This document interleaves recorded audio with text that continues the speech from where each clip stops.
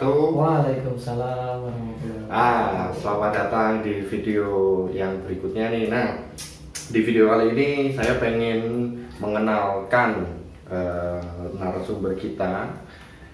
Siapa dia? Udah tahu lah ya, udah terkenal banget. Beliau terkenal di dunia per marching band, drum pops maupun drum kits dan drum band TK, SD, SMP, bahkan tim PON. Beliau sangat terkenal sekali, lihai banget membuat komposisi musik. Nah, buat kamu, buat teman-teman anda semua yang belum mengenal beliau atau belum sempat ketemu atau belum sempat mengenal, kita akan bahas, kita akan kenalan dengan beliau. So, tetap stay tune di channel ini, jangan kemana-mana ya.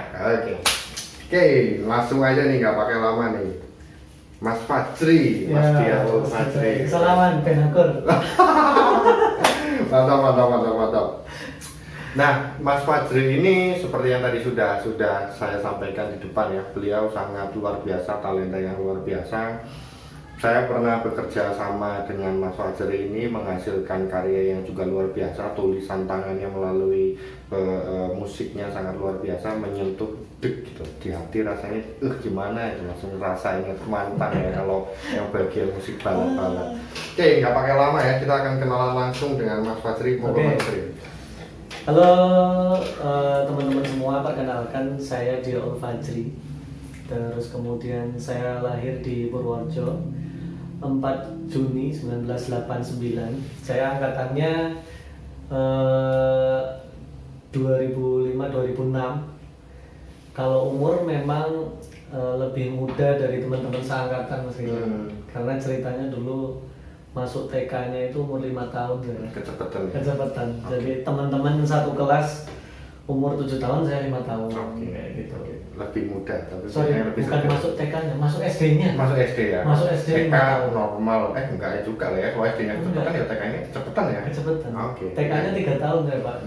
Jadi 3 tahun, 4 tahun, 5 tahunnya bosen terus udah di sekolahin SD. Oke, karena bosan ya. Sebenarnya kalau betah, kalau teman-teman betah di rumah masih TK ya TK aja dulu lah ya, jangan cepet-cepet mau SD ya. Karena dulu kan aturan 7 tahun masih belum begitu.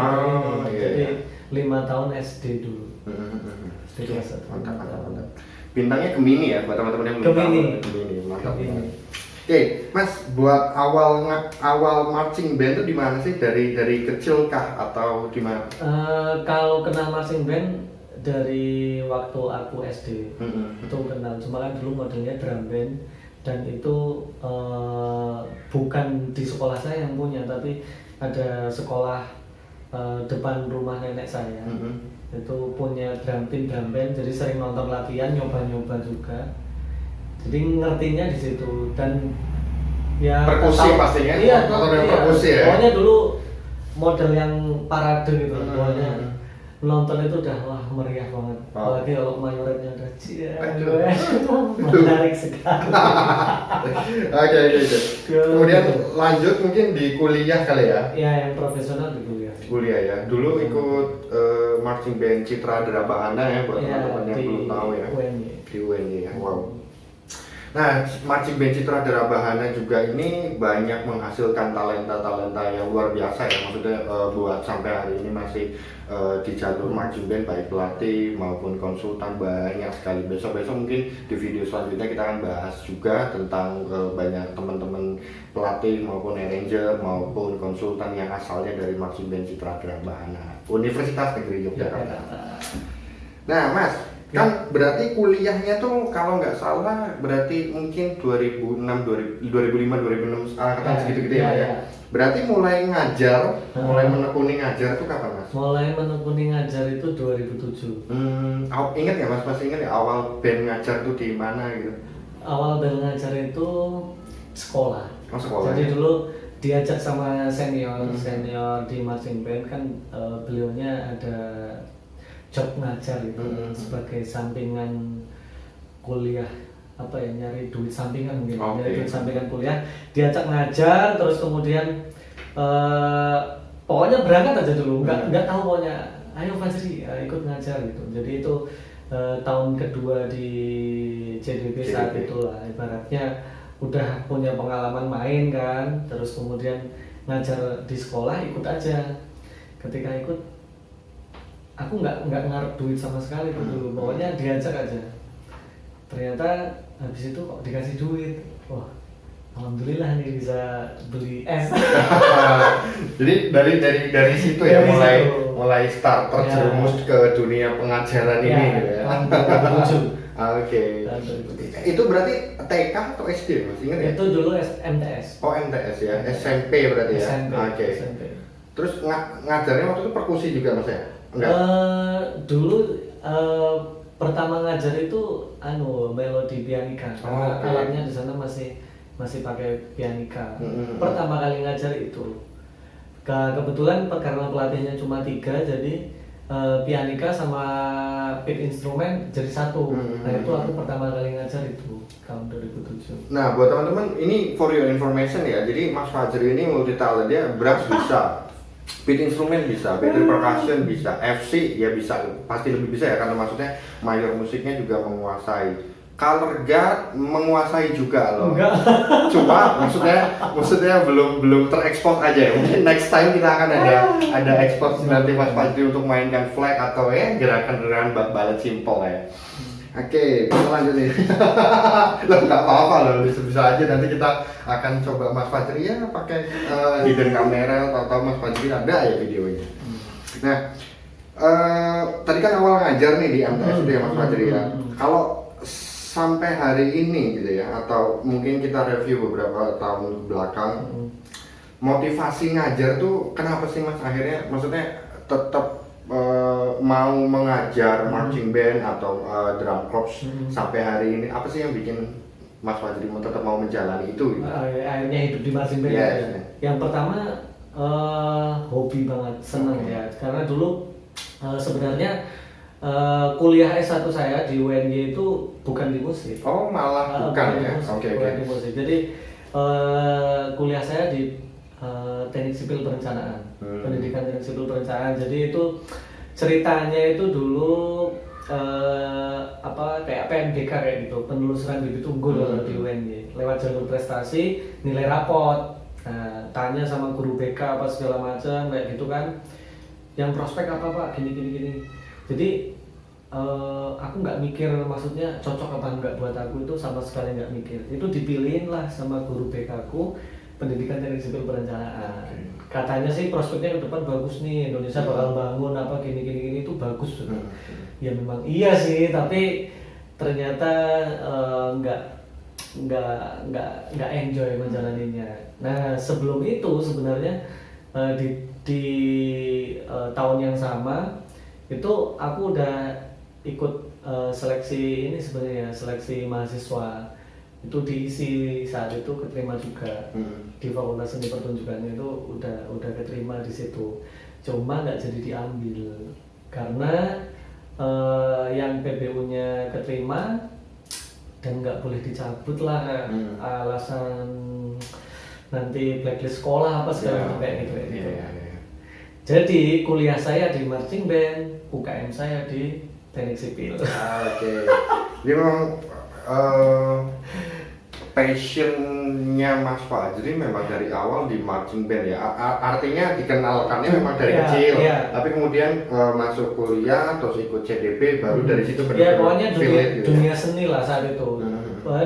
Dunia seni, kayak aku kan waktu sekolah seneng teater itu juga, terus band-bandan sesekali, terus kemudian karawitan ikut sesekali. Jadi memang seneng di dunia seni gitu, seneng aja di dunia seni pertunjukan, seneng.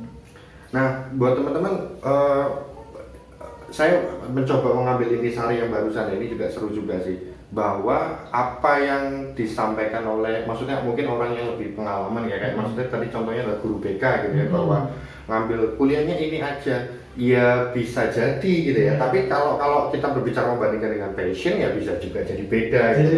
Terus mana sih yang paling terbaik? Kita ngikutin passion atau enggak atau gimana sih? Tapi kalau menurut saya, kalau akademisnya baik, passionnya baik, kenapa enggak gitu kan ya?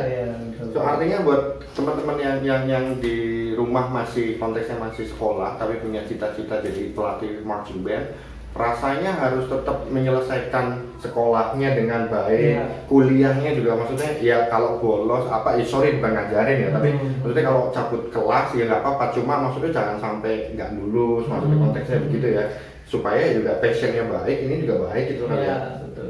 Oke, keren kan? Ya. Serunya gini dulu itu, ini sedikit melebar dari Iya. Mas Iben nggak apa-apa ya. Serunya itu dulu sebenarnya aku udah udah diingetin sama orang tua, kayak ditegur gitu lah maksudnya. Kamu beneran ambil jurusan ini? Udah diarahin sebenarnya, nggak ambil yang seni musik apa olahraga atau apa yang memang kayaknya kamu gitu. Kamu banget maksudnya. Dimana orang tua waktu itu melihat bahwa oh kayaknya Iya. anakku cocoknya ini. Oke. Nah saat itu aku mungkin terlalu mikir enggak kok ini nanti masa depannya gini apa. Jadi kayak seakan-akan nggak ngukur bakatku. Iya. Tapi akhirnya menjalani bidang yang lain, dan akhirnya ya itu tadi kuliahnya di UKM, UKM-nya jadi kuliah. Iya. Gitu. Luar biasa. Janganlah, mungkin buat adik-adik yang masih SMA mau kuliah, saya rasa itu fase paling penting lah menentukan, karena kayaknya masa depan yang menurut saya paling menentukan itu justru di situ ya. Kita belajar dari zaman SD, SMP segala macam, akademisnya bagus segala macam, tapi akhirnya SMA masuk ke kuliahnya misalnya kurang tepat, rasanya kok jadi sayang gitu. Iya, benar-benar. Gitu. Jadi mungkin memang kalau ngambil kuliahnya sesuai dengan passionnya, malah lebih bagus kali ya. Makin gitu. jadi. Maksudnya maksimal gitu, Iya, ketimbang passionnya apa, kuliahnya apa, nanti bisa jadi nggak balance, Iya. nggak maju dua-duanya gitu Iya. kali Mas ya. Ya. Nah itu dia, intinya buat teman-teman jalani yang paling teman-teman nyaman, karena teman-teman yang ngejalani lah. Cuma bukan berarti harus, ya artinya harus bisa juga memberikan informasi ke orang tua bahwa saya pengen ngambil ini, dan ya harus dipertanggungjawabkan gitu kan ya maksudnya. Oke. Nah Mas, next nih. Ya. Suka duka selama mengajar yang paling berkesan. Wah ini pasti seru ya, karena udah puluhan tahun nih Mas masih menekuni dunia ini. Sukanya dulu nih Mas. Sukanya itu gini, kita itu kan kalau ngajar selalu punya target, entah sekecil-kecilnya target pementasan. Oke. Apalagi kalau kita kompetisi. Sukanya itu kita selalu menemukan hal baru, karena selama ini nggak pernah mengajar dengan materi sama, terus kemudian pemain sama terus, kan nggak mungkin. Iya, pasti selalu berganti Iya, generasinya. dunianya selalu kayaknya rasanya kok baru terus. Jadi selalu ada tantangan yang muncul, yang mungkin menurutku wah kayaknya seru nih, seru. Jadi selalu ada ketagihannya sih kalau menurutku. Karena setiap generasi, setiap bandnya berbeda Beda. karakternya. Misal teman-teman hitung aja deh. Misal pianikanya ada 30, berarti setiap tahun kan ganti orang 30 tuh. Belum perkusinya, belum color guardnya. Iya. Wow. Apalagi kalau TK. Gurunya cantik pula ya. Kalau TK itu habis selesai udah langsung. Setahun aja. Iya, ya. setahun aja. Habis itu nemu anak baru lagi. Ngulang start Iya. dari awal lagi programnya. Oke. Dukanya Mas? Dukanya mungkin baru kerasa belakangan. Karena dulu kan masih single, terus kemudian tidak terbebani dengan keluarga, karena kan keluarga saya semuanya di Purworejo, maksudnya orang tua, sedangkan saya udah menetap tinggal di Jogja. Jadi nggak ada yang gondeli lah ibaratnya gitu, mau pulang jam berapa aja enak segala macam. Nah sekarang berkeluarga, punya istri, jadi jarang ada waktu yang benar-benar yang berkualitas lah buat keluarga, jadinya Karena bandnya banyak. salah satunya itu. Iya. Jadi capek, akhirnya mungkin ya promilnya jadi agak mundur gitu. Ya itu dukanya sih.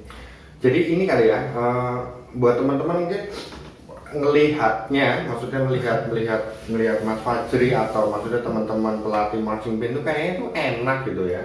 Iya kan, maksudnya secara ini kan enak gitu. Enak artinya jam kerja kita atur, kita yang atur. Kita maksudnya dengan klien sekolah segala macam. Di saat orang lain kerja kita libur misalnya, di saat orang lain libur kita kerja. Tapi sebenarnya ada juga lah ya, ketika nggak enaknya pasti ada juga ya.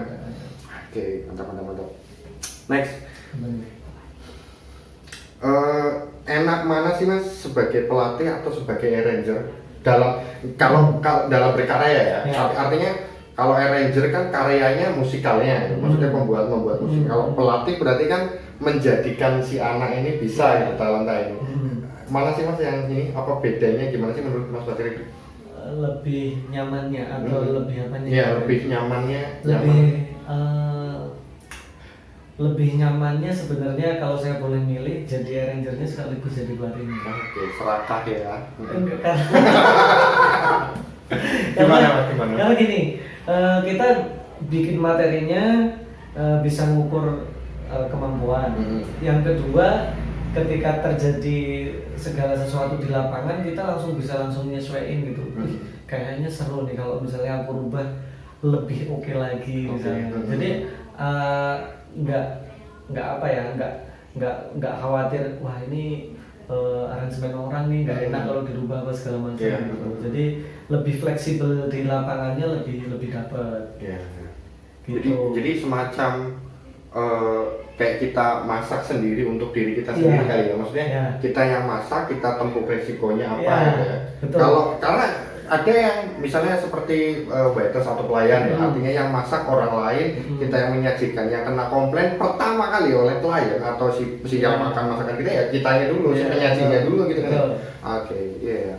Tapi benar juga sih, mending kita nulis, kemudian bisa melihat langsung di lapangan. Terus yang kedua, urutannya lah, jadi arranger sama pelatihnya sekalian. Yang kedua, aku mending jadi arrangernya. Kenapa? Karena setidaknya aku bisa berekspektasi lebih. Jadinya segala macamnya seperti apa. Walaupun mungkin ketika ditransfer di lapangan, mungkin di luar ekspektasi kita, terus akhirnya ada konsultasi, terus kemudian ada pembenahan dan segala macam. Tetapi setidaknya ketika kita membuat materinya itu punya imajinasi lebih gitu. Terus yang terakhir ya jadi pelatihnya itu. Jadi pelatihnya artinya dari musik buatan siapapun gitu. Itu pilihan terakhir sih kalau aku. Mantap. Nah, berikutnya nih, ini yang buat teman-teman juga paham ya, karena setiap orang itu punya style dalam membuat sesuatu atau berkarya, mengerjakan kreativitasnya, menuangkan menjadi musikal maupun menjadi visual. Nah, saya mau tanya nih, Mas Fajri selaku arranger musik, style dalam membuat musik gimana sih Mas? Style, mungkin kalau aku gini ya, aku tuh sama sekali nggak fanatik ke dalam satu genre musik tertentu itu enggak. Jadi pokoknya kalau musik suka aja gitu. Jadi nggak fanatik harus jazz, harus klasik, harus kontemporer, harus pop, harus apa, enggak, sama sekali nggak mengkategorikan begitu. Tapi aku lebih ke suasana ya. Termasuk aku dengerin musik pun lebih ke suasana. Jadi saat ini aku pengen yang lagu seneng-seneng nih, dangdutan misalnya, putar itu. Habis itu hari lain misalnya pengen nyetel keroncong, itu setiap hari beda. Mungkin kan sering di kantor bareng sama admin sama Mas Arta itu sama stylenya kayak gitu. Hari ini, hari berikutnya itu beda semua, tergantung suasana. Random lah ya. Random banget. Nggak matok bahwa gua rock banget, gua death metal banget, enggak gitu. Pokoknya suasana hati. Lagi pas melo ya nyetelnya lagu-lagu melo. Kalau ada celetukan gitu Mas Fajri ya. Musiknya Mas Fajri banget nih. Apa dong definisi dari itu Mas? Definisi dari itu mungkin seru ya pertanyaannya ya. Susah ini dijawab. Melodinya apakah atau perkusinya yang bagaimanakah atau? Ya kalau saya lebih ke ornamen di middle brassnya mungkin. Oke, dalam hal ini French horn mellophone itu Iya, mungkin itu yang sering disebut sama anak-anak di lapangan sih. Maksudnya kalau dia dengar ada melonya, mainnya bla bla bla kayak gitu dia ini Mas Basri main. Kalau nggak ada ini nggak. Itu lebih ke middle brass. Nggak tahu, aku suka masukin ornamen-ornamen yang di situ ya menurutku seru kalau diisi di mellophone, di horn itu menurutku seru. Itu sih mungkin. Oke, buat teman-teman mungkin yang kepo dengan obrolan yang barusan ini soal segmen tanya jawab yang barusan ini nih. Nah, teman-teman bisa nanti cek beberapa video di YouTube, ada lah ya, pasti banyak banget. Misal CDB kemarin waktu edisi 2019. Nah, tolong ini mellophone-nya kali ya. You must use the right headphone dan pastikan ada mellophone bunyi-bunyi tertentu. Nah, mungkin itu yang bisa. Karena suka banget sama karakter suaranya, Bu. Nggak tahu kenapa. Seneng. Itu di bagian apapun gitu ya Mas, artinya nggak cuma di tempat melodi yang seharusnya, tapi waktu counter, waktu ritmiknya juga mainkannya, tapi memang banyak lebih suka eksplorasinya di itu ya. Oke. Kalau terhadap perkusi itu Mas, maksudnya di mana maksudnya Mas Fajri kan pernah juga brass, pernah juga perkusi. Kalau stylenya Mas Fajri menulis musik di perkusi, ini mungkin. Kalau di perkusi itu aku tidak terlalu matok ke teknik. Oke. Walaupun kalau udah kompetisi itu tuntutannya, tapi aku lebih ke rasa. Kan mungkin ada beberapa arranger yang menurutku ya arranger B3 itu ada yang selalu berusaha menonjolkan tekniknya, konten tekniknya tinggi terus apa segala macam. Kalau aku mungkin lebih ke keselarasannya dulu. Kalau di percussionnya, di battery-nya itu pokoknya selaras dulu deh. Kalau udah selaras, nanti lihat kebutuhan kompetisinya. Terus kemudian lihat kebutuhan pemainnya apa segala macam, baru habis itu aku berusaha upgrade. Tapi tetap dari pola dasar yang udah selaras dulu. Kalau aku sih gitu. Karena nggak suka kalau misalnya tekniknya tinggi gitu ya, kontennya berat, tapi didengerinnya malah riuh, malah kayak nggak harmonis gitu. Berarti cara bermainnya atau aransemennya? Kalau menurutku dari bahannya dulu deh. Oh, ininya aransemennya dulu iya, ya. Dari bahannya dulu, karena bahannya bagus pun kalau cara bermainnya jelek, ya percuma gitu ya. Jadi jelek juga ya. Kalau bahannya jelek, mainnya bagus, bisa agak sedikit kali ya. Ada kemungkinan karena si pemain, si player ini bisa kontrol, bisa membuat yang bagian-bagian tertentu yang mungkin kurang begitu selaras, kurang begitu baik, tapi dia berusaha untuk menutupi itu dengan main dinamikanya apa segala macam, akhirnya tetap kelihatan klopnya, ya artinya keren itu pemain. Itu susah itu biasanya. Karena jadi mending bahannya karena begini deh, kita sama-sama tahu lah ya, maksudnya kadang marching band di Indonesia itu nggak semuanya punya bukan bakat ya, tapi punya modal yang baik untuk menggarap sebuah pagelaran. Artinya seringkali kita dihadapkan dengan kita start dari nol program sampai lomba 6 bulan, dimana anak-anak misalnya baru belajar steak, belajar ini apa sih kok kayak cilot gitu lah ya, maksudnya kecil gitu, artinya gede gitu kan. Oh ini mallet namanya, oh ini mallet hard, ini mallet soft, medium, segala macam. Dihadapkan dengan konten yang begitu, terus dituntut harus berperasaan, main yang mukul simbal, gitu lah ya. Ini PR lain lagi gitu. Berarti udah konten, aransemen, eksekusinya ditambah manusianya lagi Mas Fajri ya. Waduh, mumet. Oke, next nih. Kalau Mas Fajri bikin musik nih khususnya, apa sih Mas yang dipakai software? Ya. Jadi aku sebenarnya memakai software apapun oke aja, tergantung dari permintaan klien. Tapi yang selama ini paling suka itu Finale. Paling suka. Kenapa Mas? Mungkin karena pertama kali aku belajar pakai itu. Terus karena seiring kebutuhan yang sering aku pakai ada 3 sebenarnya. Yang paling sering itu Finale, habis itu baru Encore, ini jadul banget ini, terus habis itu Sibelius. Musecore ada, tapi saya belum pernah buat dari awal sampai jadi di Musecore, itu belum pernah. Tapi kalau misalnya buka garapan di situ pernah. Misalnya udah bikin jadi apa segala macam, terus kita bikin jadi MIDI, terus kita masukin di Musecore, itu pernah. Tapi kalau garap dari awal belum pernah. Tapi rasanya bisa made by request lah ya, Mas. Aku bikinin musik dong dari Sibelius gitu misalnya. Ya bikinnya dari situ. Nanti dari situ. Tapi kalau yang maksudnya paling sering terus kemudian paling seneng itu Finale. Finale ya. Finale. Karena mungkin belajar awalnya dari itu, terus kemudian yang kedua mungkin karena perasaan aja ya. Itu suara battery percussionnya itu menurutku khas gitu. Lebih real kan? Lebih real. Walaupun sebenarnya mungkin saat ini di Sibelius pakai sound esensialnya bagus sama segala macam juga real juga sih. Cuma mungkin karena apa ya?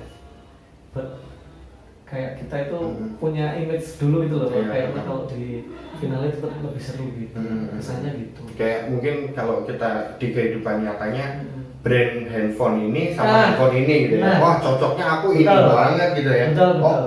OS-nya sama-sama tapi karena beda brandnya, wah saya cocok ini kayak gitu-gitu ya. Tapi buat teman-teman jangan disalahartikan ya, bukan berarti apa yang ditulis di software hasilnya juga bener-bener seperti di software itu bisa juga nggak begitu gitu. Bisa juga nggak begitu karena seringkali buat teman-teman arranger ya, ini mungkin hati-hati kalau mau bikin musik harus kenali banget karakter dari instrumen itu gitu loh. Jangan sampai di materinya kedenger oke, dimainin di alatnya enggak. Berarti kan kepekaan terhadap karakter instrumen itu bagaimana itu penting banget menurutku. Jadi jangan sampai ini sih salah sih, jangan sampai salah analisis. Ini yang beberapa kasus kejadiannya begitu karena ada yang misalnya kayak Mas Fadli ini misal aja ya, Mas Fadli bikin musik di Finale gitu, ternyata didengar kok gini sih, kok gini tapi jangan salah loh, kalau sudah ditransfer ini maaf yang transfer bener nih, yang ngajarin anak-anak basic lala transfer materi bener, anak-anak bermainnya bener, bisa bagus loh. Wah, betul kan ya? Betul. Tapi juga belum tentu juga gitu loh maksudnya. Kalau musiknya yang dibuat bagus, mau pakai software apapun, tapi kalau yang mentransfer di lapangan maupun treatment ke anak-anak dari basic sampai transfer materi nggak bagus, atau nggak jalan baik, ya bisa jadi nggak bagus juga ya, Mas ya. Tapi akan lebih, menurutku akan lebih oke lagi ketika di bahannya udah enak, dengan analisis karakter instrumen yang tepat, pasti hasilnya akan lebih baik. So ibarat prajurit senjatanya sudah tepat, tinggal ngajarin nembak yang benar aja ya. Betul. Tapi kalau dari awal senjatanya udah nggak tepat, mau ngajarin nembak gimana juga mungkin akan ada komplain gitu ya. Iya. Mantap.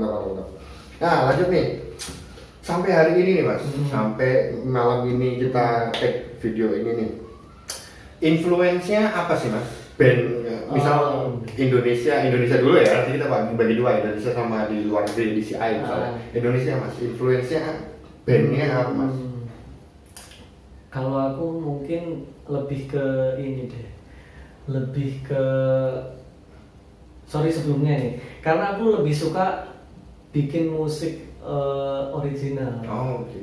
Jadi misalnya ada paket apa kayak gitu, lebih suka ini suasananya gimana, terus habis itu bikin musik originalnya gitu, daripada lagu tertentu terus kemudian baru digubah. Jadi mungkin kalau influence-nya justru lebih ke lebih ke garapan-garapan original juga sih. Gitu. Kalau idola tuh Mas, kalau band idola tuh. Band idola Indonesia apa Mas? Band idola. Aku semua yang juara di tahun itu jadi idola ya. Jadi kalau teman-teman bandnya juara ya ini kan didolain ya. Pokoknya tahun berapa juara GPMB ini, wah itu idola. Terus ya kalau tahun kemarin ya idola ya UNS sama WPS. WPS ya, Mantepati kan sama dan Farmer ya. Untuk di GPMB. Kalau DCI mas? Kalau DCI aku idola sama SCV sih. SCV ya, Santa Clara Farmer ya. Terus Blue Coat baru Blue Devil. Itu mempengaruhi nggak sih mas dalam menulis musik? Maksudnya kita favorit dengan sesuatu lah ya, maksudnya. Terus kemudian mempengaruhi cara menulisnya Mas Fajri nggak sih? Mungkin iya sih pastinya. Sedikit banyak. Sedikit banyak pasti iya. Karena menurutku walaupun tadi aku bilang lebih suka nulis yang original gitu, tapi menurutku pasti nggak bisa dibilang original 100%. Karena pasti udah dapat influence dari macam-macam yang tadi saya sebut juga, yang tadi dibilang Mas Kijen juga. Jadi meskipun saya lebih suka nulis original, tapi pasti seoriginalitas yang kita bikin pun pasti udah dengar dari macam-macam gitu. Yang tanpa sadar juga. Artinya kemudian dikumpulkan, ditata, dimodif dan maksudnya memberi sedikit ide. Kayaknya gitu ya. Tapi kalau arranger yang aku suka ada sih. Randall May. Randall itu dia ini apa, kalau aransemen marching band-nya itu biasanya di Grand Mesa. Grand Mesa marching itu aku suka dengerin itu untuk referensi, nge-guide aku biar garapannya versi marching band atau drum corps-nya dapat. Karena kalau enggak biasanya aku ke bawah suasana banget nih ngerjainnya, jadi kadang malah kok belum ada impact moment di bagian ini ya apa segala macam, itu kadang kelewat karena terlalu ngikutin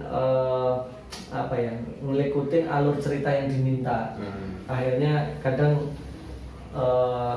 form atau bentuk dari aransemen itu aku sedikit banyak dengerin garapannya Randall. Randall itu kalau nggak salah dia endorse ini kali ya, apa harness ya?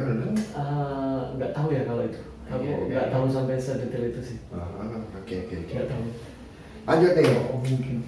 Favorit squad dalam komposisi musik. Jadi Mas Fajri ini kalau ngompos musik atau teman-teman request musik ke Mas Fajri pasti dia nanya tuh komposisinya berapa. Nah, tapi bukan berarti kalau teman-teman nggak punya squad yang nanti akan disampaikan Mas Fajri ini bukan berarti nggak akan bagus ya, enggak. Cuma menurut Mas Fajri sendiri sih favoritnya berapa sih Mas komposisi musikal?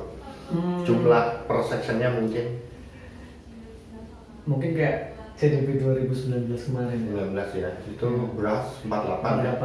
Beras 48 dengan trompet berapa sih? 16 ya? Trompet 16, melo 8, bariton 16, kontra 8 ya. Kalau battery Mas? Kalau battery dengan komposisi itu maksimal 6 aja sih. Senarnya 6, bass 5, tom 3 kan ya? Oke. Kalau pit Mas, memang pit ini dipatok nggak bisa, nggak dipatok juga repot gitu ya. Pit minimalnya sih Mas, berapa marimba gitu kan? Kalau aku kemarin sukanya karena lumayan banyak pemainnya, itu ada 4 marimba, 3 vibra, 1 xylophone, habis itu ada timpani, ada aksesoris, segala macam.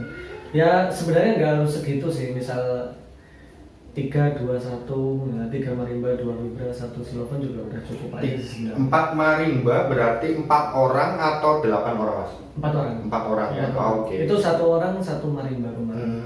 1 orang 1 marimba. Tapi iya nggak sih Mas, kalau marimbanya semakin banyak semakin bagus? Sebenarnya kalau menurut saya komposisi itu bukan dari masalah jumlahnya saja sih menurutku, tetapi lebih ke keseimbangannya. Jadi kalau misalnya kita terlalu banyak pemain di pit instrumennya misalnya, terus baterainya terlalu sedikit, berasnya terlalu sedikit, juga menurutku nggak balance. Jadi lebih ke bagaimana keseimbangan komposisi itu dari karakter instrumen itu, karena sama-sama trompet 16, habis itu tubanya 16 juga kan juga Iya. aneh juga kan Pak. Maksudnya lebih ke keseimbangannya aja sih.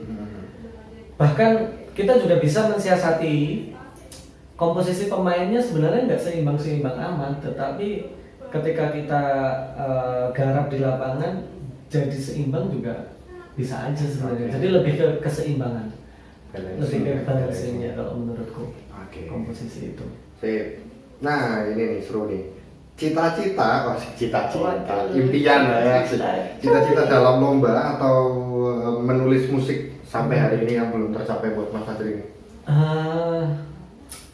Yang belum tercapai ya, mungkin aku pengen musikku ada yang dipakai di luar lah. Luar tuh luar negeri maksudnya. Pengen banget. Ya meskipun di Indonesia sendiri aja juga belum, aku merasa belum luas lah garapanku. Cuma cita-citanya ke depan ya pengen ada yang mati. Amin ya, amin. Amin. Kalau lomba nih Mas, lomba yang belum tercapai entah prestasinya atau keikutsertaannya apa tuh Mas? Aku malah ini nggak tahu kenapa ya, aku tuh sekarang pengen ngegarap yang konsepnya itu nggak harus berdisplay. Jadi misalnya ada terbaru kemarin eventnya Festive Indonesia misalnya kayak gitu, dia kan konser.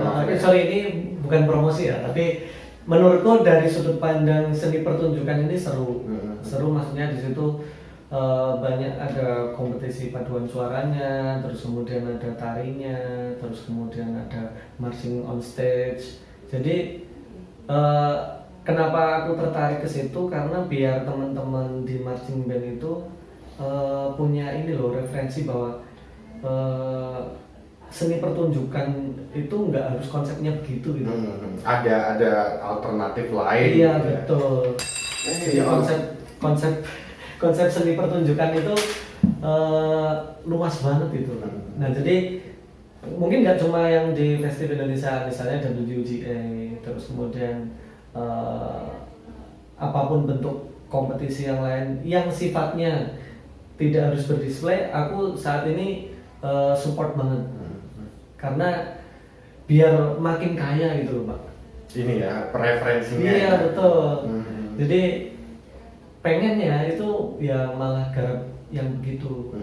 Karena dengan begitu aku punya angan-angan nih, kayaknya aransemennya bisa kompleks banget. Karena tidak terbebani dengan bukan berarti lomba marching band jadi begitu, enggak, nanti displaynya bos. bukan itu. Tapi saya paham kok, karena menurut saya juga ini sekali lagi opini pribadi gitu ya. Menurut saya bermusik dengan berdisplay atau bervisual itu menuntut konsentrasi otak kanan dan kiri dengan baik gitu, dimana bekal si player ini dalam bermusik juga biasanya nggak juga punya bekal yang baik juga, karena dari kecil tidak diedukasi musiknya baik. Begitu dituntut cuma 6 bulan 9 bulan harus dari nol sampai lomba, sangat terbebani sekali. Justru mungkin kalau aku ya kebayangnya andai teman-teman event organizer yang memproduksi kegiatan kompetisi gitu ya, misalnya di bulan tertentu adain kompetisinya yang konser dulu gitu segala macam untuk trial, terus habis itu ketika musiknya udah oke, terus kemudian nanti ada kompetisi di akhir yang full ada displaynya, kayaknya seru. Jadi apa ya, ada tahapannya gitu. Itu kayaknya seru sih.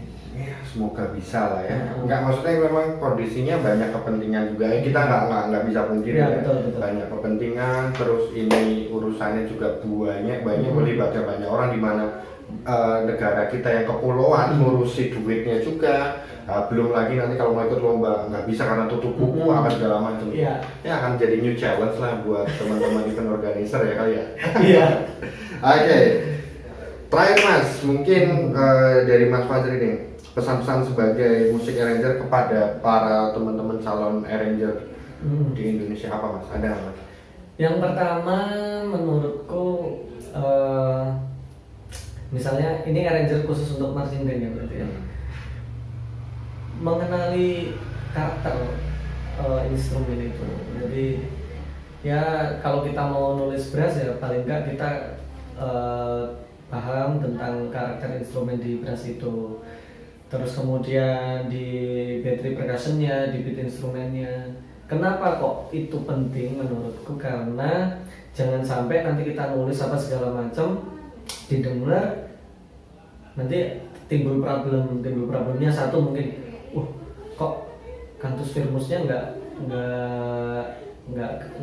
kedengar jelas ya apa segala macam. Jadi terus nanti misalnya tiba-tiba loh kayak tadi yang dibahas kok ketika dimainin beda apa kayak gitu. Jadi yang pertama teman-teman sebaiknya mengenali instrumennya dengan baik, karakternya dengan baik. Habis itu yang kedua pahami kebutuhannya mau untuk apa, mau untuk kompetisi atau non kompetisi, itu jelas menurutku konten yang harus kita siapkan itu berbeda.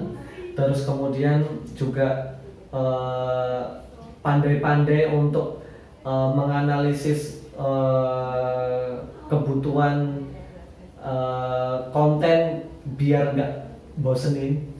Jadi misalnya nih kita nulisnya konten dengan teknik A misalnya, padahal kita punya teknik A sampai Z misalnya, tapi terlalu lama nulisnya misalnya A, habis itu baru B, habis itu, jadi kayak monoton misalnya. Jadi pandai-pandai ini sih mengatur kontennya dengan meracik lah ya. Meracik betul, ya, meraciknya ya. dengan baik. Jadi menurutku itu sih penting. Dan yang paling penting lagi harus ikutin dengan konsep tema yang dibuat dari storyline, storyboard yang diminta seperti apa, jangan keluar dari itu. Oke, ya. Mantap. Luar biasa loh, luar biasa. Nah, buat teman-teman nanti yang butuh musik, apapun musiknya ya, maksudnya nggak harus marching band alat brass, ya, misalnya mau pianika atau beat instrumen doang atau battery-nya doang, bisa nanti berkabar ke Mas Fajri langsung. Nggak harus marching band juga nggak apa-apa. Iya, harus marching band, bisa atur aja nanti kontak langsung ke Mas Fajri. Nah, tambah lagi kalau buat teman-teman yang mau tahu hasil karya Mas Fajri banyak banget. Apa sih Mas? Apa aja Mas? Mungkin nanti bisa teman-teman cari di video ini di YouTube tuh apa aja Mas? Mungkin ini aja ya, bisa searching di CK Marching Content Creator. Oke, di CK di YouTube ya, CK Marching Content Creator ya. Di situ ada contohnya Mas ya. Ada sampelnya. Oh ya, kenapa saya tadi bilang nggak cuma marching band nggak apa-apa, karena dulu waktu saya S1 itu saya sambil KJJ, kuliah jarak jauh gitu, online. Itu, yang mungkin disebut musik course mungkin ya tapi itu perkuliahan online sih. Itu memang di situ tidak spesifik ke marching band, enggak, memang ya ibaratnya belajar komposisi untuk all genre gitu. Nah terus kebetulan sekarang studi lagi di Pascasarjana IC, itu ambil di manajemen seni pertunjukan. Nah di situ sering ngumpul sama teman-teman penciptaan apa segala macam yang dia benar-benar jauh dari dunia marching band. Jadi kebanyakan mereka lari, ada yang di kontemporer apa segala macam. Jadi mungkin ketika tidak harus marching band itu juga jadi challenge baru buat saya biar banyak belajar sama teman-teman saya itu. Gitu maksud saya. Satu lagi nih, ini biasanya agak sering ya, tapi tidak akan juga saya bahas, cuma maksudnya mengingatkan. Aduh, kalau bikin musik ke Mas Fajri pasti mahal. Loh, jangan. Kalau maksudnya minta maaf nih Mas Fajri. Kalau teman-teman berpikirnya begitu, berarti artinya teman-teman rasanya, ini maaf, sekali lagi mohon maaf, rasanya tidak mau keluar dari zona nyaman. Lebih baik tanya dulu kali Mas ya. Iya, mungkin. tanya dulu Mas Fajri, kalau mau bikin musik Mas Fajri berapa sih gitu budgetnya, dan rasanya juga nggak apa-apa kalau maksudnya aduh budget lu nggak segitu nih Mas, kalau dinego ini soalnya ini sering terjadi polemik kali ya, maksudnya di daerah-daerah yang maksudnya konteksnya nggak bisa ketemu sama Mas Fajri langsung tapi kontak via media sosial atau WhatsApp kayak gitu ya, terus kemudian punya aduh takut dulu gitu, aduh takut mahal nggak kuat bayarnya apa segala macam, jangan, please jangan, karena karyanya beliau sangat bagus, orangnya humble banget, dan rasanya kalau teman-teman pendekatannya baik, rasanya juga maksudnya nggak jadi alasan untuk nggak nego harga atau apa gitu kali ya Mas ya, dan rasanya bukan itu yang utama kali ya, tapi ya karyanya gitu. Sepertinya itu bukan yang utama. Kalau memang saya ya gimana, ini terakhir nih. Kenapa sih? Kenapa sih teman-teman harus pesan sama Fajri itu, kenapa sih? Nah itu dia kalimatnya. Kenapa anda semua harus pesan musik sama Mas Fajri? Kenapa? Mas Fajri? Enggak ya. Kalau misalnya saya suka sama bandnya, siapa tahu malah justru gratis. Oke, dicatat ya. Oke. Saya pernah menjanjikan ke seseorang mau kasih gratis. Itu. Oke. Nanti orangnya tahu. Oke, siap. Pastikan. Aduh, alhamdulillah. Oke, Mas Fajri, thank you banget buat waktunya. Mohon maaf banget dan waktunya, dan mohon maaf buat teman-teman juga kalau kami berdua ada salah ucap, nggak ada maksud untuk menyinggung atau menyakiti teman-teman semua. Video ini dibuat hanya untuk berbagi, dan harapannya teman-teman bisa dapat manfaat lah ya dari video ini ya. Semoga bermanfaat. Jangan lupa like, comment, ambil positifnya. subscribe. Oh iya itu, ambil positifnya. Sekali lagi ya, jangan lupa like, comment, and subscribe. Thank you, sehat-sehat terus. Sampai jumpa di video selanjutnya ya. Mas Fajri, thank you banget. Sukses terus ya. Sukses selalu. Oke, wassalamualaikum warahmatullahi wabarakatuh. Waalaikumsalam warahmatullahi wabarakatuh.